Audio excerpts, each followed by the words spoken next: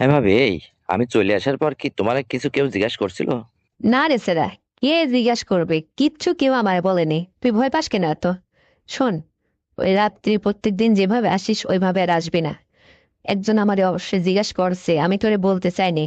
তুই যখন এত করে বলছিস, তখন শোন। ওই যে আমার মেজো ভাই আছে এখানে, মেজো ভাসুর, আমার এই বাড়ির মধ্যেই থাকে। ও আসতে লেগে তুই যখন রাত্রি আমার জানলা দিয়ে বের হয়ে যাওয়ার সময় লাফ দিছিলে, তখন ও একটু বুঝতে পারছিল। আমাদের জিজ্ঞাসা করছে যে ওইটা কে, এদিক দিয়ে গেল, চিনলাম না তো। তখন আমি বলছি যে ও আমার বাড়িতে আসছিল, ও আমার ভাই হয়। হ্যাঁ ভাবি, তাহলে ওই জানলার গ্রিল লাগানোর পর তখন আর কোন দিক দিয়ে আপনার বাড়িতে যাব বলেন না? দের পাগলা সেরা, এই শোন, ওই জানলার গ্রিল কি সহজে আমি লাগাইতে দিই নাকি? তোর ভাই যতদিন বাইরে থেকে বাড়িতে আসবে না, ততদিন ওই গ্রিল অমনেই থাকবে, তোর জন্য উন্মুক্ত থাকবে, বুঝতে পারলি? তোর যখন মন চাইবে, আমি যখন তোকে আসতে বলবো, তখন তুই ওদিক দিয়ে উঠে আসবি। আবার যখন হয়ে যাবে ওদিক দিয়ে বের হয়ে চলে যাবি, বাস। এটা তো কেউ মাইন্ড করতেছে না, কিন্তু সমস্যা হচ্ছে কি, সদর রাস্তা আর হচ্ছে ওইটা হচ্ছে আড়াল বাড়ির পিছন সাইড, এটাই হচ্ছে সমস্যা, বুঝতে পারছিস? আচ্ছা ভাবি, এত সুন্দর তোমার সুযোগ থাকা সত্ত্বেও তুমি কেন ওই 4 দিন 5 দিন পর পর আমায় ডাকো, এইটা বলো তো আগে। এই ছোকরা, এই শোন, তুই কি এখন ছোট আছিস? তোরই তো ছোট ছোট বলে আমি দেওরা দৌড়া বলে পাগল হয়ে যাই। শোন, তুই তো এখন ছোট নেই, তুই তো এখন বড় হয়ে গেছিস, অনেক কিছু বুঝিস, আর তোর ওইটা না হচ্ছ মোটা অনেক বড়। শোন, তোর ভাইরও এরকম না, বুঝতে পারলি? আমি আসলে, তুই একটা দিন যেদিন থেকে যাস না, আসলে আমি সুস্থ থাকি না রে। আমার আর ভাল লাগে না, ওই 2-3টা দিন আমার আর চলাফেরা কোনো কিছুতে ভালো মনে বসে না, ভাল লাগে না। তখন ওই জন্য 4-5টা দিন মাঝখানে একটা গ্যাপ দিয়ে তারপরে তোরে আবার ডাকি। যখন আমার মন চায় তখনই তো তোরে স্মরণ করি, তোরে ফোন করি। তার আগে তো আর ফোন করি না। শোন, প্রত্যেকদিন আসলে তোরটা আমি নিতে পারবো না রে। কেন পারবে না ভাবি? তোমার সমস্যাটা কি? তুমিও তো দেখতে শুনতে বেশ হুষ্টপুষ্ট মোটা সোটা একদম কোল ভরা আমার ভাবি। আর আমারটা এত হয়ে গেছে যে তুমি এইভাবে আমাকে বলছো, লজ্জা দিও না তো। আমি এবার কি এমন হয়ে গেছি যে তুমি পারো না? এটা একটা লজ্জার কথা না? হায় রে দেওরা, তুই যদি আমার জায়গায় তুই হতি তাহলে তুই বুঝতি মাসের কয়দিন যায়, বুঝতে পারলি? কারণ তুই তো তোর মতো করে চলে যাস, আমারে তো একদম যাতায়াত বাহানাই করে চলে যাস। কিন্তু পরে যে আসলে আমারও ভাল লাগে তখন, পরে যে কি হয় রে, এইটা তোরে আমি আসলে বুঝাইতে এখন পারতেছি না। আমার জায়গায় তুই হলে তুই ঠিকই বুঝতে পারলি, বুঝতে পারতি, বুঝতে পারছিস? এই জন্য এই কথা জিজ্ঞাসা করি না। আমার যা হয় তা তো হয়, কিন্তু আসলে নিতে মন চায় বা তোকে আমার বাড়িতে ডাকতে মন চায়, তোর মুখখানে এক নজর না দেখলেও আমার ভাল লাগে না রে। তোর প্রেমে পড়ে গেছি, এই জন্যই তো তোকে ডাকি। আর তুই আসিস বলেই তো তোর ভাই বিদেশ আছে, তাতে কি হয়েছে? আমার তো কোনো প্রবলেম হয়ই না। শোন, কালকে আসার সময়, কালকে তুই আসবি, অবশ্যই রাত্রে আসবি, তবে আসার সময় আমার জন্য কিছু জিনিস নিয়ে আসিস তো। সেটা কিনে আসতে হবে ভাবি, বলো। না, তেমন কিছু না। এই শোন, ওই যে আমার ঠান্ডা লাগেছে তো, খুশখুশি কাশি হচ্ছে গলার মধ্যে, ডাক্তারের কাছ থেকে একটু বলে ওষুধ নিয়ে আসিস তো। আমি আবার শোন, তুই যখন আসবি রাত্রে, ওই বেশি বেশি ওই কাশি কাশি হলে পারে, তখন এটা মানুষ বুঝে ফেলে, বুঝতে পারলে? তুই তো থাকিস, তখন তো আর কোনো আওয়াজ হয় না, কোনো কিছুই হয় না, মানুষ বুঝতে পারে না, নিশ্চুপ আসিস, নিশ্চুপ চলে যাস। আর আমার খাটটাও তো স্টিলের খাট, কোনো শব্দ হয় না, ক্যাচর কোচর এই সমস্ত কিছু নাই। এই জন্য বলতেছি যে আমার ওই ঠান্ডার একটু, মানে গলার মধ্যে চুলকানি, খুশখুশি হয়েছে, ঠান্ডার ভাব, বুঝছিস? গায়ে হালকা জ্বর, একটু ওষুধ নিয়ে আসিস। আচ্ছা ভাবি, তা না হয় নিয়ে আসবো। কিন্তু আমি একটু প্রবলেম ফেস করতেছি কি জানো? তোমার ওই মেজো ভাসুর, ও যেহেতু একটাবার আমাকে দেখে ফেলছে, তো ও যদি আবার কখনো ওত পেতে থাকে আমাকে ধরার জন্য, তখন কি হবে? আরে দেওরা, তখনকারটা তখন দেখা যাবে। আমি তো তোর ব্যাপারটা একদম ম্যানেজ করে নিয়েছি রে। ও আর কিছু বলবে না। হঠাৎ যদি তুই যখন জানালা দিয়ে বের হয়ে যাবে, তখন যদি কেউ দেখে ফেলে বা আমাদের ভাসুরটা তোকে দেখেই ফেলে, তখন যদি কিছু জিজ্ঞেস করে, তুই নিজের থেকে কিছু বলবি না। ও যদি জিজ্ঞেস করে তাহলে বলবি যে আমি ভাবিদের বাসায় গেছিলাম, ভাবির একটা ওষুধ নিয়ে আসছিলাম, তো আমাকে বলছিল এই জন্য। তাছাড়া আর কিছু বলার দরকার নেই, বাকিটা আমি সামলে নেবো, বুঝতে পারলি? তুই এই নিয়ে কোনো টেনশন করিস না। তুই চুপচাপ আসবি, তোকে আমি ম্যানেজ করে দেব।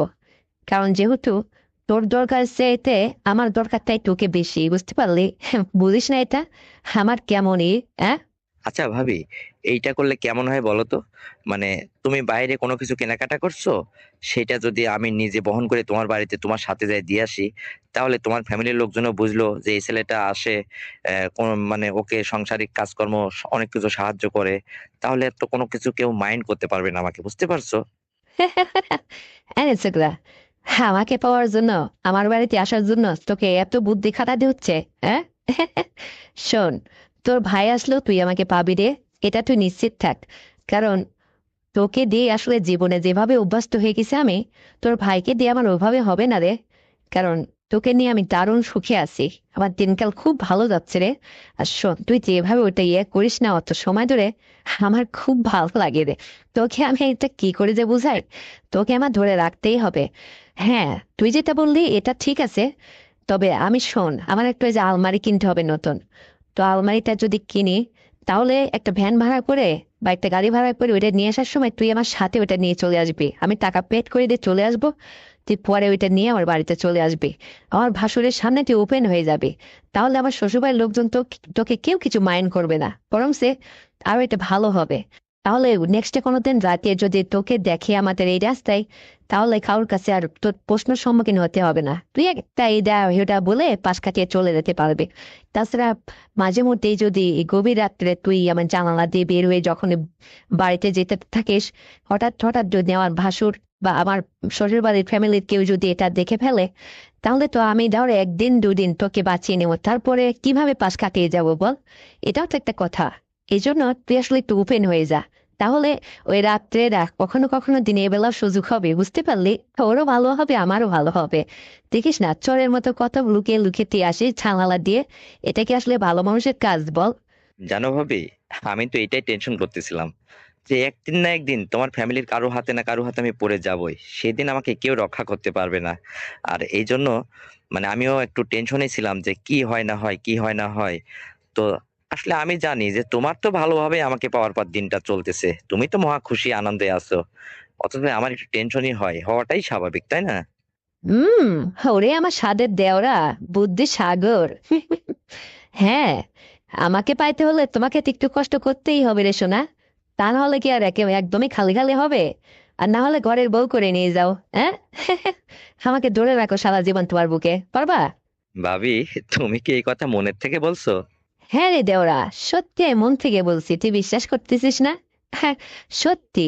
কারণ তুই যেভাবে আমাকে এই জীবনে খুশি করতেছিস, যেভাবে আমাকে সুখী করছিস, আমি তোকে পর পর থেকে জানিস, আমার কোনো মনে হয় জীবনে অভাবই নেই, সব অভাব মিটে গেছে। আমি এত সুখী আছি, এত সুখী মানুষ, কাকে যে বুঝাই। মানে তোর ভাই থাকলেও হয়তো সে আমাকে এভাবে সুখী করতে পারতো না। তোর কাছে আমি দারুণ সুখী রে। তুই অত সময় ধরে অত ইয়ে করে অত সুন্দর ভাবে এই যে থাকিস, আসিস, যাস, এত সুন্দর কে করিস। আর আমিও তো জোয়ান মাদ্দা কম না রে। দেখ না, আমার সাথে তুই একদম পারফেক্ট।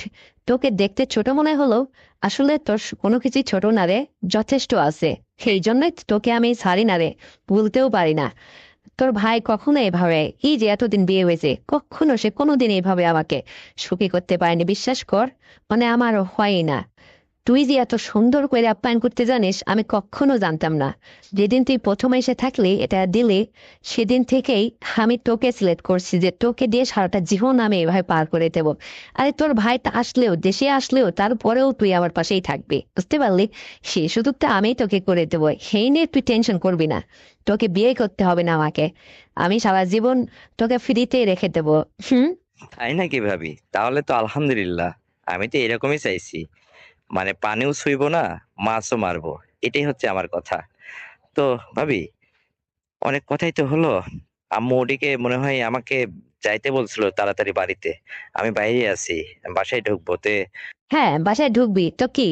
এই শোন ছোটরা, তুই কি আজকে আসবি না কালকে আসবি আগে বল? আজ 2টা দিন তো মাঝখানে গ্যাপ আছে, বলে গেলি না এটা? আমি আমার পথ চেয়ে থাকবো, ওই হঠাৎ করে চোরের মতো এসে আমারে ডাক দেবে উকি মেরে। আমার ওই জানমান ধরে থাকে না রে, আমার ইয়ে লাগে, টেনশন হয়। তুই আমাকে বলে কয়ে আসবি, কখন আসবি সেইটা বল আগে, আজকে না কালকে? না ভাবি, আজকে মনে হয় আসা হবে না, আমি আগামী কালকেই আসি। তাহলে তোমারও মাঝখানে 3টা দিন রেস্ট হয়ে গেল, তুমিও সুস্থ থাকবা, তাহলে খুব ভারী জমবে, বুঝতে পারছো? এটা বোঝো না কেন তুমি? তাহলে একটা পাক কারোর মাধ্যমে আমার ওষুধটা তো দিয়ে যাবি, ঠান্ডার ওষুধ তো কিনে আনতে বললাম। আচ্ছা, ওটা আমি কারোর কাছে পাঠায় দিচ্ছি।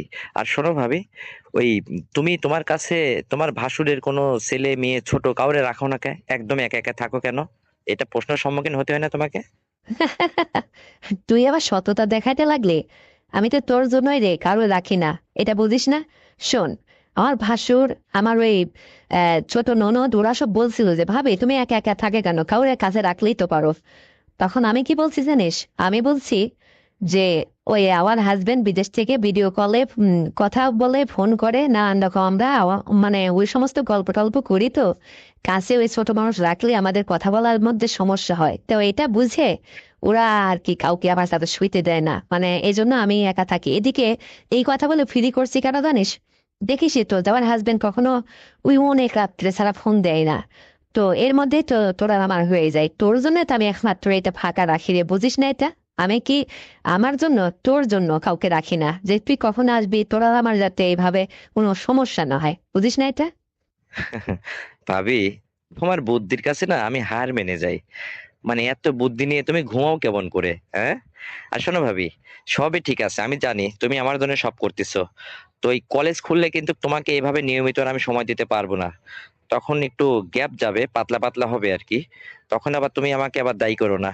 মানে তুমি ডাকলেই আমি যখন তখন আসতে পারবো না, আমার লেখাপড়ার আবার একটু চাপ পড়বে, বুঝতে পারছো? তাই নাকি রে দেওরা? হ্যাঁ, আমি কি তোকে লেখাপড়ার কোনো কিছুতে বাধা দিচ্ছি? তুই তোর মতো করে লেখাপড়া করবি। আরে তোর যখন মনটা চাইবে ওই সমস্ত, আমার যখন মনটা চাইবে, এ কি বেশি সময় লাগে নাকি? টুকুস করে আসবি, একটু সময় থাকবি, গাওটা গেমে গেলে আবার টুকুস করে চলে যাবি, ব্যাস হয়ে গেল।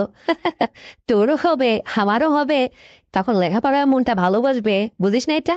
এ কি রাত দিন সময় দিতে হয় নাকি? অল্প একটু সময় এসে ভাবির সাথে একটু দেখা করে গেলে তো হয়ে যায়। হ্যাঁ ভাবি, সেইটাই আর কি। আমি চাই কি যে আমি ভালোভাবে লেখাপড়া করে মানুষের মতো মানুষ হয়ে তুমি আমার জন্য দোয়া করো। আর শোনো ভাবি, ওই মাঝে মধ্যে একটু হাত খরচ টরচ আমারে চালাও, তোমাকে এত উপকার করতেছি আর এইটুকু যদি না করো। হ্যাঁ রে দেওরা, এই নিয়ে তুমি চিন্তা করো না তো। আগামী সপ্তাহে তোমাকে মার্কেটে নিয়ে যায় কিছু মার্কেট করে দেবো, জামা কাপড় নতুন কিনে দেবো।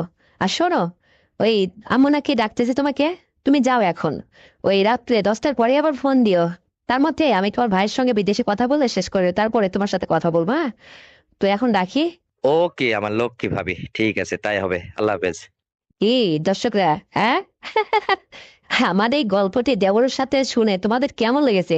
যদি ভালো লেগে থাকে তাহলে এক্ষুনি চ্যানেলটিকে সাবস্ক্রাইব করে দাও, ভিডিওতে একটা লাইক দাও, আর শেয়ার করে তোমার কাছের বন্ধু বান্ধবকে শোনার সুযোগ করে দাও। আর হ্যাঁ বন্ধুরা, আগামীকাল আরো সুন্দর আকর্ষণীয় গল্প নিয়ে আসছি।